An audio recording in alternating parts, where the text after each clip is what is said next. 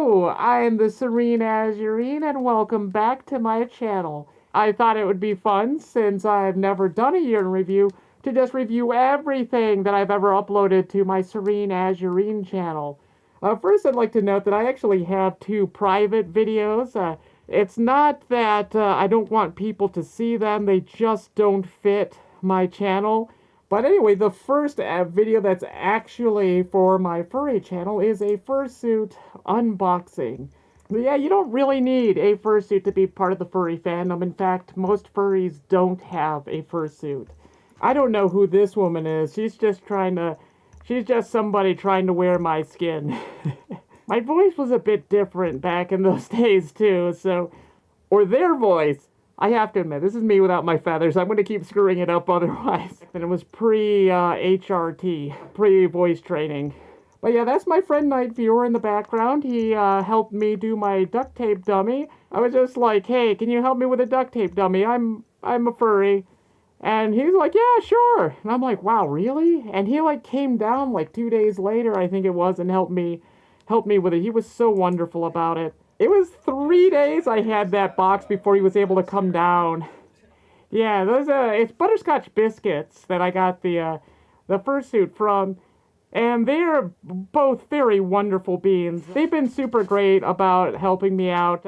Yeah, hopefully soon I'll be able to send the suit back and get it taken in. You can see how loose the fur is now, like... It's a surprise. There you go, little bird tail there. Yeah, it makes it really hard to sit in chairs.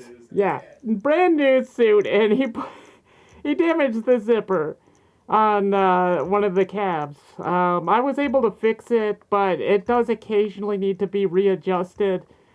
My feathers are so clean. Now I feel bad. I should brush myself out more often. And I do have a working beak. It's hard to see because I got a lot of floof down here. But I'm a budgie. Budgies have floofy cheeks. Yeah, that was probably a highlight for me, was having a Lecoclave appear. Leco's the one that turned me on to the furry fandom. I think most furries, if you do get a full suit, you do a video about it. If you haven't done a video about getting your fursuit, it could be a partial, that's fine too.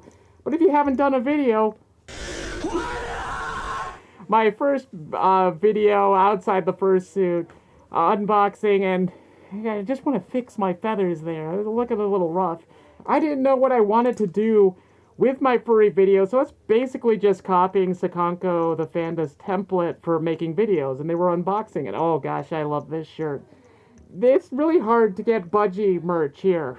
The shirt no longer fits though. Neither does the next one, which was great. Doesn't fit anymore. I lost too much weight. It's a good thing. I lost it on purpose, but... And yeah, that's the pin from getting my fursuit. I showed very briefly in the fursuit unboxing video, but it's a little blue budgie that basically uses the same color palette as I do. There's a scarf that I never really used. Just not the right size. The size just wouldn't work. Wanted some fun masks to wear, and I still have this. At furry conventions, you still have to wear the mask. It's hard to fit over my beak, but at least when it does fit over it, you can see there's still a beak there. A lot of people ask me if that's an ice cream cone. I'm like, that's a bird beak. The next video is pretty much the same deal. You can see my Mr. Owl that Sakanko got me. I still have him. He's on the shelf. You'll see him in the background of my other YouTube videos, the newer ones. Here's a Super NT. It was a fun thing. I brought it to a furry convention, so I'm like, it's furry adjacent, right? It's at a furry con. But I couldn't play it because I didn't have any cables or controllers for it. I still haven't done anything with that box. I put it back in that sleeve, and then when I got home, I threw it on the shelf, and that's where it stayed forever. Now, this is for my furry mystery box shirt. Yeah, there you go. You can see how my feathers pulled back, because I knew the shirt wouldn't fit on otherwise. But I had actually told them I wanted the larger size, and then I was like, oh, shoot, I forgot I'm supposed to be ordering things in women's sizes, because that's what I had gotten used to, and I had to adjust it, because it was a universal fit, which is usually just men's sizes. So you can see, like, what's this on the back? A lot of cool characters. And then I was the rogue. Sagango's like, hey, there's this shirt, you could pay $100 and and buy the last slot on the shirt, and then it'll be printed out, made available through Furry Mystery Box. And I wasn't sure if he meant get him on the shirt or put me on the shirt. And I was like, well, you know what? I've given Sakanko enough. Yeah, this is how I roll. It was a D&D thing. I actually don't know any of the furries on this shirt, but I did actually meet the one on the front. That's Plague Rat. It was me, Sakanko, Teddy Dead Rat, met Plague Rat and one of their friends. I assume it's a friend. It might have been their partner. I'm not sure. At a bar at Anthrocon earlier this year. They were really great, honestly. They were a lot of fun. A follow-up video when I got the correct size shirt, and I tried to show it off a little better this time. Please forgive Sakanko's shirt. There was no scandal or anything happening at the time with the person that's being advertised on there. This was 2 years ago. Correct size shirt, large, which is now by default too big for me. I think I would need a medium or a small. They let me keep the old one, though. They let me keep the old one. Yeah, this is the mean green spot cleaner. I've used it to clean a few spots on the floor, but I also use it to clean Sakanko's head. Yeah, so here's my Godzilla -1 video.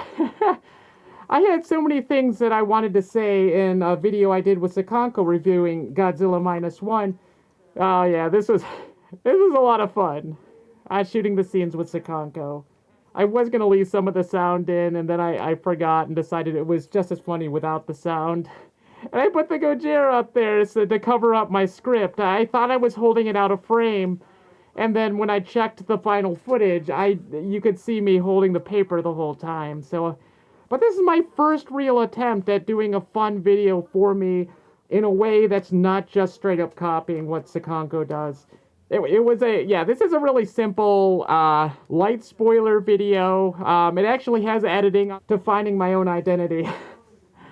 I love that. I love that joke. Every time I said Shin, Gojira, when I talked about that movie, I would show, the Shin. It's little things like that that I love the most about the videos. A stupid, stupid joke. I wanted to have, like, the original theme music because I heard that it was royalty free, but turns out it actually isn't. No, I'll just do it without music. Plus, I think in a lot of videos where you're doing mostly talking, music can actually be really distracting. Yeah, this is true. That's a true story. When Gojira first popped up on screen, but he's plowing his way through the city with his googly eyes, and the whole theater laughed. He's causing death and destruction, and people laughed.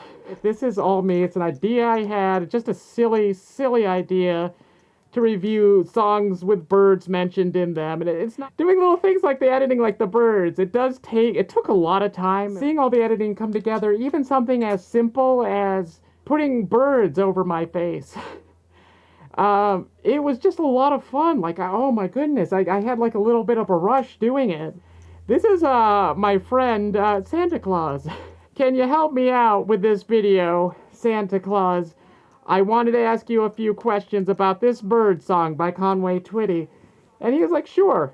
And he works at Universal Studios in Florida. He's particularly busy during the Christmas season up to the New Year.